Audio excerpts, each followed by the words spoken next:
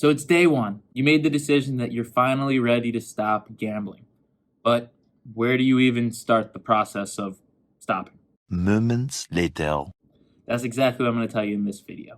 Because I tried to quit gambling hundreds of times on my own, and nothing that I ever did actually seemed to stick. That was until February 8th of 2022. And then things went bad again. And I'm going to tell you why my new bet date is November the 12th of 2022. So now that you're on day one, what's the very first thing that you need to figure out? Well, I hope that if you're on day one and you're actually serious about quitting, the very first thing is that you want to stop gambling. Because if you think I should stop gambling, I need to stop gambling, my mom wants me to stop gambling, my friend, my girlfriend wants me to stop gambling, you're probably not going to be very successful in the recovery process. And that's because you really have to want it for it to stick. But let's take for granted that you actually want to stop gambling, and that's why you're watching this video. Let's talk about what you need to do next. The very first thing that I needed to focus on when I quit gambling was to find a support group meeting. If I didn't find a meeting, I would still be gambling right now. So on February 8th of 2022, I walked into the basement of a church and I said, hey, my name is Rob and I'm a compulsive gambler. And from that point until now, I gambled one time. And I talk about that in a couple of different videos here on my account. But essentially, between then and now, I've been working on my mind, my body, and finding a way to manage my access to my money and gambling. I'm going to dive deep into all of these categories throughout this video. But what's really important is that you go to those meetings, because if you're not going to go every single week and talk to someone who understands you, you're fighting this battle more or less alone. The reason why it's so important that you go to a support group meeting is because if you wanted to get good at playing basketball, you would go to a basketball coach. You wouldn't go and hang out with your mom who doesn't understand sports. If you wanted to get really good at archery, you wouldn't show up to a bowling alley and expect that by the end of the day you're going to be able to shoot a bullseye. You need to go to support group meetings because that's a room filled with people who have a gambling problem. They wouldn't be there for fun. They wouldn't be there just because it was something they could do on Tuesday night for a good time. They're there because they need the help just as much as you. But what you get when you come into a room of like-minded people is all of the strategies that work for them. Day one's going to be scary. You're not going to want to make that move to go and talk to other people about the problem. It might be fresh. You might just be getting into debt. You might have just decided that this is a problem. But if you make that step, if you get out there and have that conversation, you're going to be so much better off for it because you're finally going to be around people who understand your twisted way of thinking. I mean, I get it, but I'm not with you, right? I'm probably halfway across the world right now and you're watching me through your phone or computer. But when you go to that support group meeting, you're talking to someone, you're having a one-on-one or one-on-six conversation, whatever you want to view it as. And that is where you can make some tangible changes in your life. You get the chance to reflect on all of the reasons why you've gone and gambled, and you get to hear other people's reasonings. But what is so important is you hear what other people are doing to stay clean. I mean, I can tell you what's working for me, but the chances that you're a 24-year-old guy from the East Coast of the United States is seemingly low when you look at the world population, right? But if you go to a support group meeting, then you're in a room with numerous people, and there might be little bits and pieces from each person that you can relate to. So when you patch all of the information that you get together, you can come up with a recovery plan that is personalized to you. That's why it's so important to get out there. And people say, can I do it without a meeting?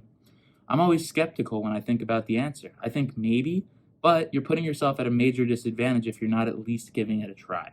So that's the very first thing that you need to be doing, is getting out there and getting into a support group.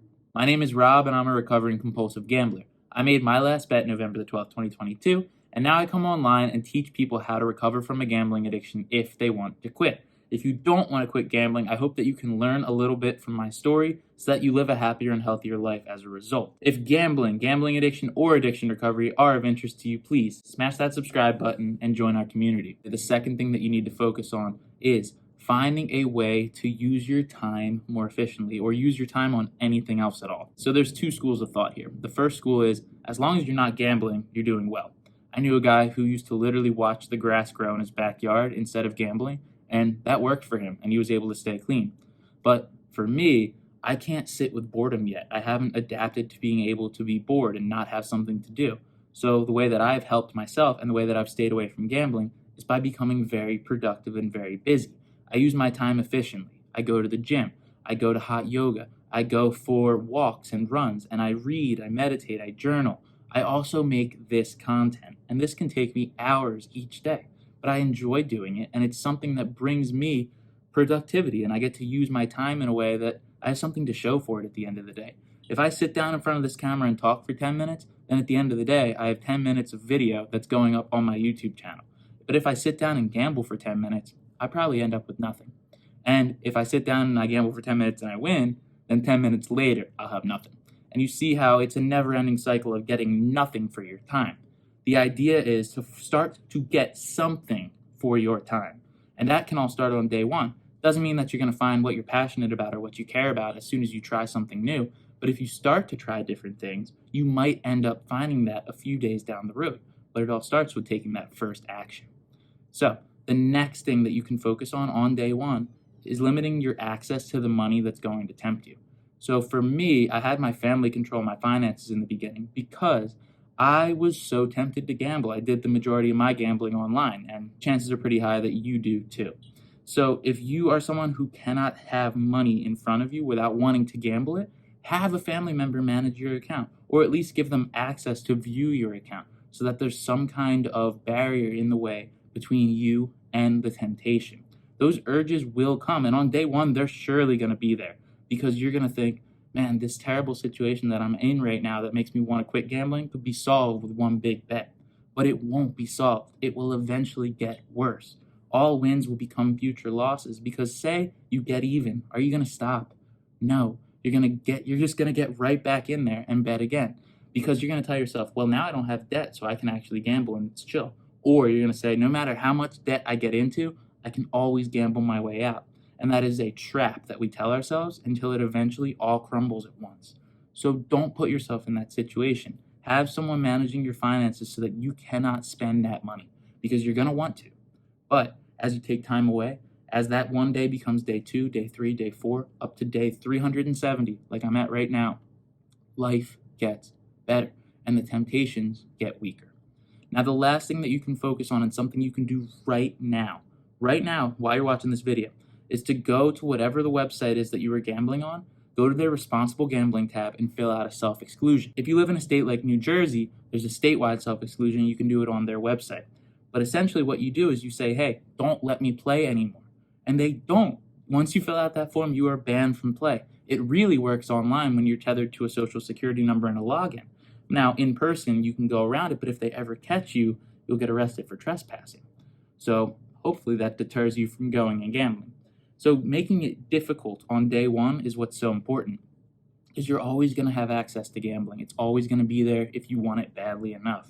But by giving yourself the chance to make the right decision, by taking time, it will make a difference. If it takes you 5 minutes to put a bet on instead of 5 seconds, you're going to be much more likely to avoid it and think to yourself, is this something that I actually want to do, than you would if you could do it in the blink of an eye. To sum up, the 4 things that you can focus on are finding group meetings, finding alternatives for your time, limiting your access to money, and limiting your access to the casinos themselves.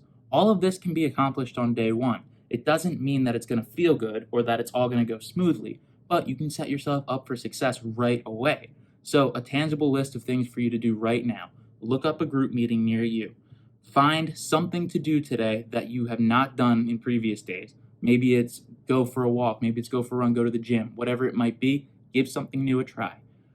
Tell a family member about the problem. Have someone manage your bank account. That can be done as a cosigner, or you can just give them the login. And the 4th thing that you can do right now is go and fill out a self-exclusion form at whatever casino or sportsbook you were playing on or at. If it was an in-person one, they technically have something you can do it online as well, and it applies to in-person and online.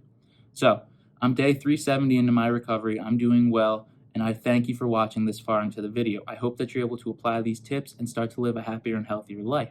If you found this video helpful, please give it a thumbs up and share it with any of your friends who you think are gambling too much. Not everyone's addicted to gambling, but anyone can get addicted to gambling. So it's important that you remain aware of the risks and know of the solutions if you ever do feel like you want to stop.